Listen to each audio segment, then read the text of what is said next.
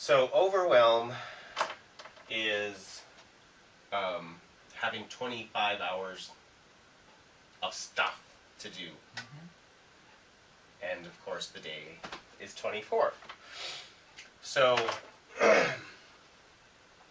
in any exchange, there is the person who wants something, and then there is the wrong person to provide it, and the right person to provide it. The right person to provide it is energized by that service. Some people see somebody on the side of the road holding a sign asking for money, and they feel good giving them $1 or $5 or something like that. Other people don't think much of those people, would never give them money. They shouldn't. Now, it would be really stressful and stupid for somebody who doesn't want to give them money to go, well, here. Right?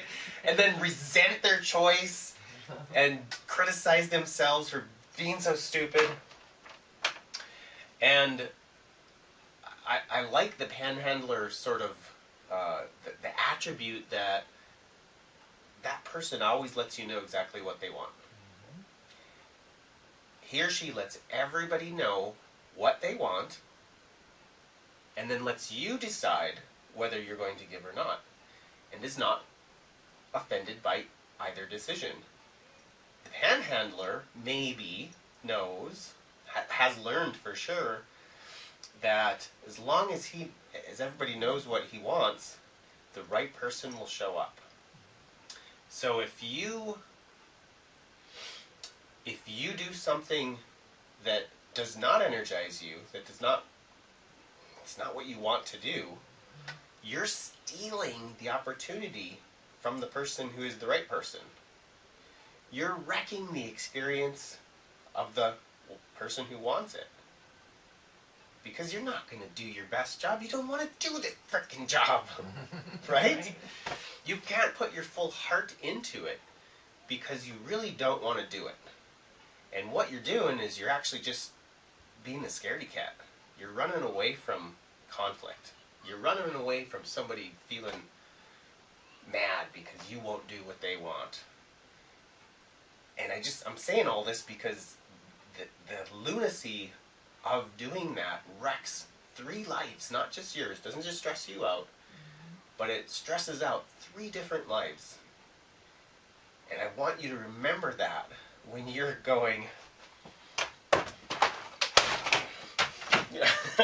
however it looks when you do something that you don't want to do, remember that, like, oh, and that'll be your little pattern interrupt of like, okay, I remember Dr. Stone said, I'm wrecking everybody's life here when I'm doing this. Let me say no. Just say no. And we all do this. That's why I can describe it. It's because I see it. Recently, we were on the trampoline, and Amory said, Daddy, Daddy, can you hold my hands? And I was like, oh, well, you know, West is out here, and I gotta really keep an eye. She's like, Dad, it's okay to just say no.